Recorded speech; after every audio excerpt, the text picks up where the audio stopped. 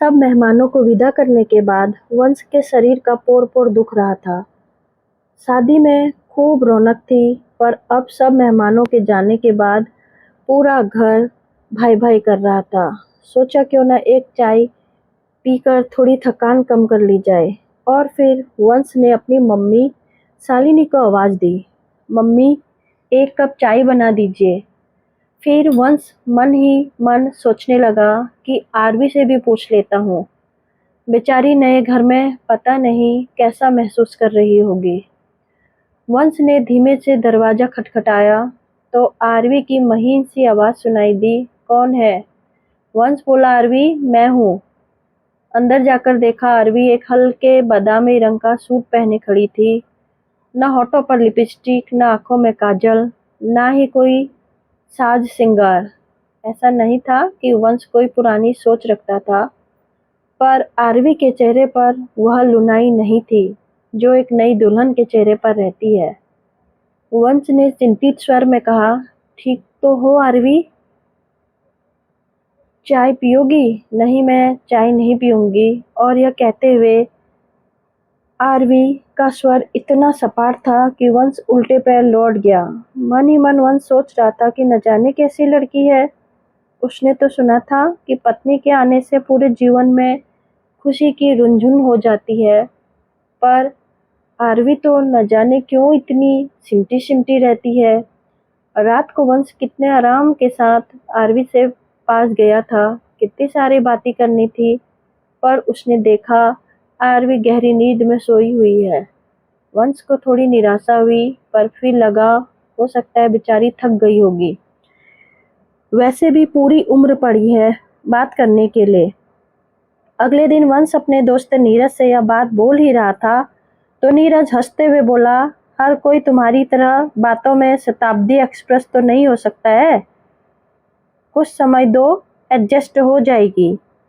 वैसे भी लड़कियां अपना घर परिवार सब कुछ छोड़कर आती हैं, तो उन्हें एडजस्ट होने के लिए कुछ समय लगता है।" आज रात वंश और आरवी अपने हनीमून के लिए मॉरिशस जा रहे थे।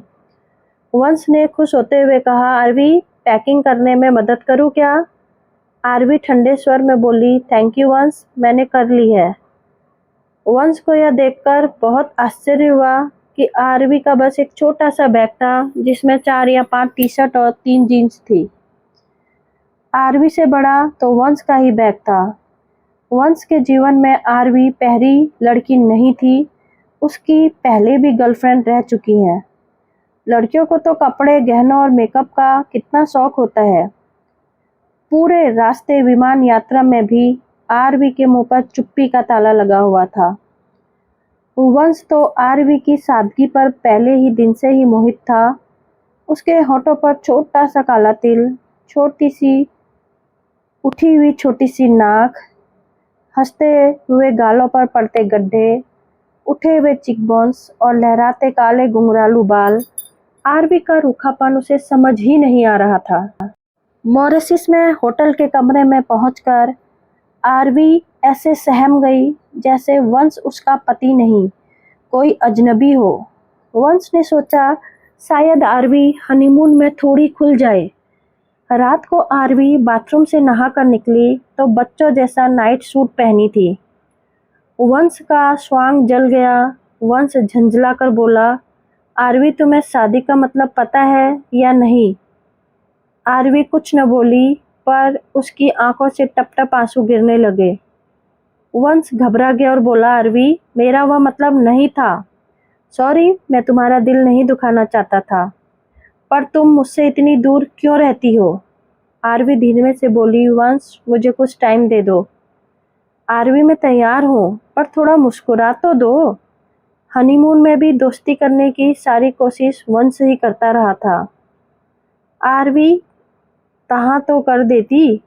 नहीं, वंश को समझ नहीं आ रहा था कि वह क्या करे, किससे बात करे। दोस्तों से बात करेगा तो वे उसका मजाक उड़ाएंगे, तो वह अपनी बीवी को काबू में नहीं रख पाया। आरवी का बर्फ जैसा ठंडा व्यवहार वंश को अंदर तक जला देता था। वंश जैसे ही रात में आरवी के करीब जाने की कोशिश करता, आरवी की घिघी बज जाती। वंश को ऐसा महसूस होता जैसे वे कोई बलात्कारी हो। वंश का मन सिहर उठता और वह आरवी को परे धकेल देता। कभी वंश को लगता कि आरवी के मम्मी पापा से बात करे या उसकी सहेलियों से कि क्या आरवी को कोई समस्या है। मॉरिशस से सीधे वंश और आरवी मुंबई चले गए जहां वंश की नौकरी थी। अगले दिन वंश के ऑफिस जाने के बाद आरवी ने घर की काया पलट ही कर दी थी। वंश जब लौटा तो चकित रह गया। आरवी की चुप्पी तो नहीं टूटी थी, पर वह घर में वंश के साथ रच बस गई थी।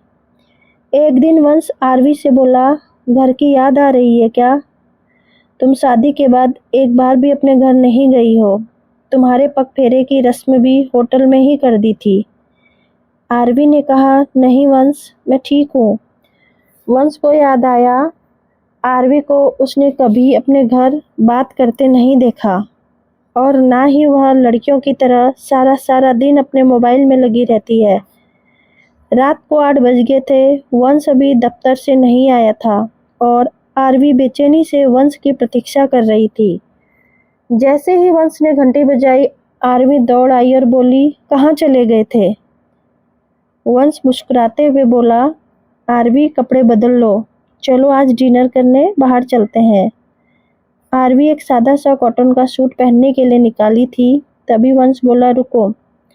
फिर शिफॉन का मेहरून रंग का गाउन निकालकर आरवी को दे दिया और साथ में मोतियों का सेट।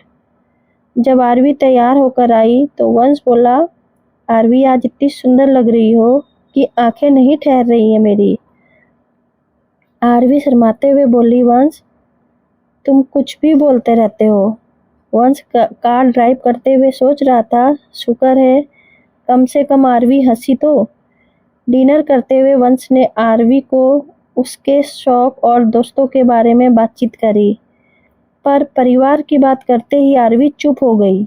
वंश को इतना तो समझ आ गया, कोई बात तो है जो आरवी के परिवार से जुड़ी हुई है। माह बीत गया। आरवी बोलती तो अब भी कम ही थी, परंतु इस जीवन में रच बस गई थी। वंश की पसंद नापसंद को आरवी जान चुकी थी।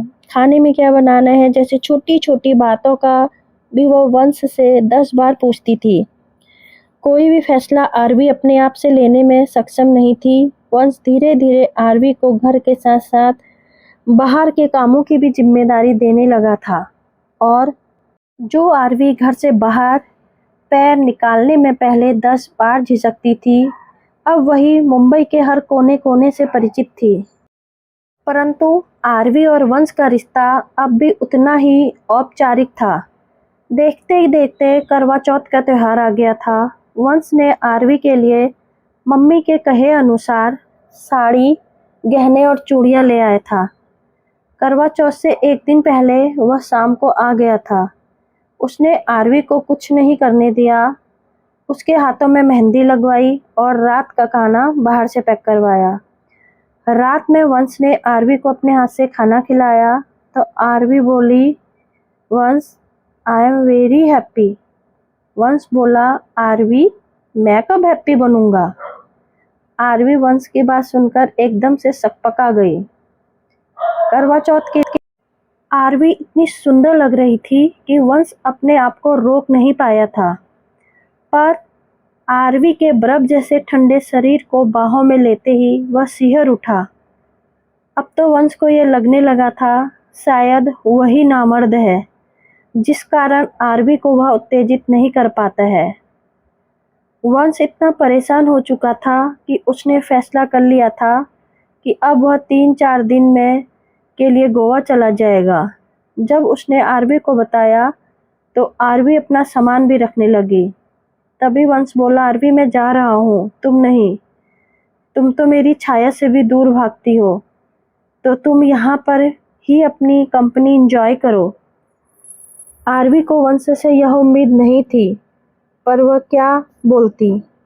गोवा से जब वह चौथे दिन वंश लौटा तो आरवी वंश से बोली, देखो मैं बुरी ही सही, पर तुम आगे से मुझे छोड़कर मत जाना। पता है मैं तुम्हारे बिना कितना अधूरा महसूस कर रही थी। आरवी तुम एक रोबोट हो, तुम्हारे अंदर कोई संवेदना नहीं है, पर मैं एक इंसान हूँ। मैं तुम्हें प्यार करता हूँ, पर मैं अपनी शारीरिक ज़रूरतों का क्या करूँ? क्या तुम किसी और से प्यार करती हो, या मैं तुम्हारे लायक नहीं हूँ? आरवी बोली, वंश, ऐसा नहीं है। मैं ही तुम्हारे लायक नहीं हूँ। यह शादी मेरी गलती की सज़ा है। वह गलती जिसे मैंने जानबूझकर नहीं, बल्कि अनजाने में किया था। अचानक आरवी ने यह कहकर अपनी जीभ काट ली। वंश सख्ते में आ गया। क्या यह शादी आरवी के लिए सजा है?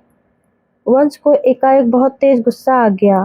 मन करा कि आरवी से पूछे कि जब शादी का मन नहीं था तो क्यों उसकी जिंदगी खराब कर दी। आरवी के मुंह से बात तो निकल गई, पर उसे समझ आ गया था कि वंश आहत हो गया है। शाम को जब आरवी वंश के लिए चाय लेकर आई तो चुपचाप उसके पास बैठ गई और बोली, वंश, मैं आपको दुख नहीं पहुंचाना चाहती हूँ। आरवी, मुझे पूरा सच जानना है। मुझे इस जबरदस्ती के रिश्ते से मुक्त कर दो। आरवी भरी आवाज में बोली, वंश, पूरा सच जानकर आप मुझसे नफरत करने लगोगे। शायद घर से चले जाने को भी कह दें। वंश, मैं आपको खोना नहीं चाहती हूँ। यह घर मुझे अपना लगता है। आप मुझे अपने लगते हो। वंश प्यार से उसके सिर पर हाथ फेरकर बोला, आरवी, मैं तुमसे एक पति की हैसियत से नहीं, बल्कि एक दोस्त के तौर पर बात करना चाह रहा हूँ। जब मैं कॉलेज के अंतिम वर्ष में थी, तब मेरी ज़िंदगी में रोशन आ गया था। मैं उससे बेहद प्यार करने लगी थी और वह भी मुझे बेहद चाहता था। वंश रोशन के साथ में थोड़ा आगे तक निकल गई थी, जिसे हमारे समाज में गलत मानते हैं। मैं उसके प्यार में बावरी हो गई थी। जब मेरा परिवार लड़का देखने लगा, तो मैंने अपने परिवार को रोशन के बारे में बताया, पर मम्मी पापा ने यह कहते हुए मना कर दिया कि लोग उस जाति से जो काफ़ी रूढ़िवादी होती है और आर्थिक रूप से भी रोशन का परिवार अधिक संपन्न नहीं है। पर मेरे ऊपर तो इश्क का जुनून सवार था। मैंने रोशन को जब सारी बात बताई तो उसने कहा, कुछ सोचने का समय दो।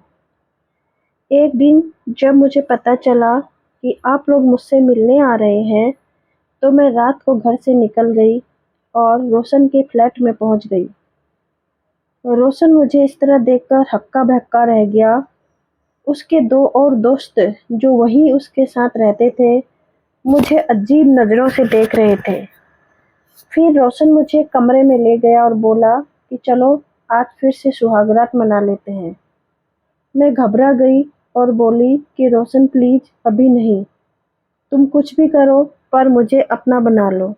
मैं तुम्हारे अलावा किसी और के बारे में सोच भी नहीं सकती हूँ।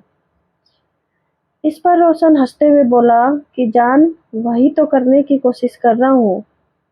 मैंने जैसे ही रोशन को धक्का दिया, वह तिलमिला उठा और बोला कि निकलो यहाँ से। मैंने कोई धर्मशाला नहीं खोल रखी है। जाकर पहले सेक्स एजुकेशन लो, फिर शादी वादी के बारे में सोचना। निहायत ठंडी हो तुम। पहली बार भी तुम एक लाश की तरह पड़ी रही थी। जब मैं रोशन के हाथों अपमानित होकर अपने घर पहुंची, तो मम्मी ने मुझे आड़े हाथों लिया। भैया ने 3-4 थप्पड़ लगा दिया। पापा मुझे नफरत भरी नजरों से देख रहे थे। सबने मुझे चरित्रहीन और गिरी हुई लड़की मान लिया। किसी ने मुझसे बात नहीं करी। मैं अंदर ही अंदर घुट रही थी। चाहती थी कोई तो मुझसे बात करे, मेरे साथ मेरे दर्द को बांटे। वंश, मेरी इतनी गलती बस इतनी थी कि मैंने रोशन पर भरोसे किया। पर कभी लगता है कि मैं बेवकूफ़ हूँ, मुझे कोई फैसला लेना ही नहीं आता। फिर लगता है शायद रोशन ठीक ही कहता है, मैं सेक्स के लायक नहीं हूँ। आप लोग कब आए, कब मेरी शादी तय हुई, मुझे शायद कुछ भी याद नहीं। और फिर आरवी फूट फूट कर रोने लगी। उसकी हिचकियाँ बंद गई, पर फिर भी वह आगे बोलती रही। मैं आपके काबिल नहीं हूँ। मैं आज तक तुम्हारे साथ पति पत्नी का रिश्ता नहीं बना पाई हूँ। शायद मैं कभी किसी पुरुष को खुश नहीं कर पाऊंगी। वंश सारी बातें सुनने के बाद बोला, आरवी, तुम्हारी कोई गलती नहीं है। तुम खुद को क्यों सजा दे रही हो?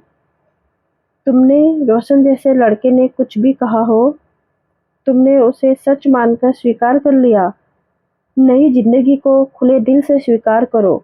अगर मैं पसंद नहीं हूँ तो मैं खुद तुम्हें इस रिश्ते से मुक्त कर दूंगा, अन्यथा खुद को इन पूर्वाग्रहों से मुक्त करो। आरवी झिझकते हुए बोली, वंश, क्या आप मुझे चरित्रहीन गिरी हुई लड़की नहीं मानते हो? आरवी, उस हिसाब से मैं अधिक चरित्रहीन हूँ, क्योंकि मेरी जिंदगी में भी तुमसे पहले 3 लड़कियां आई थी। आरवी फिर सहमते हुए बोली, अगर मैं आपको पूरी उम्र पत्नी का सुख नहीं दे पाई तो? आरवी, मेरे लिए तुम्हारा प्यार और सम्मान शारीरिक नजदीकी से अधिक जरूरी है। फिर डॉक्टर किस मर्ज की दवा है? सबसे पहले अतीत के पन्ने को फाड़ दो। खुद को अतीत से मुक्त करके मुझे खुले दिल से अपना लो। और इसका एक ही तरीका है, रोशन और अपने परिवार के साथ साथ खुद को भी माफ कर दो। तुम्हारे परिवार ने जो भी किया वह सही है या गलत है मुझे नहीं पता, पर उन्हें माफ कर दो और आगे बढ़ो। जब तक तुम खुद को अतीत से मुक्त नहीं करोगी, इस रिश्ते को नहीं अपना पाओगी। उस रात घर का कोना कोना खुशी से भरा था। आरवी लाल और हरी साड़ी में बहुत सुंदर लग रही थी। वंश आगे बढ़कर आरवी को गले लगाने ही वाला था कि कुछ सोचते हुए एकाएक रुक गया। आरवी ही चुपके से वंश के गले लग गई। तब वंश को ऐसा महसूस हुआ मानो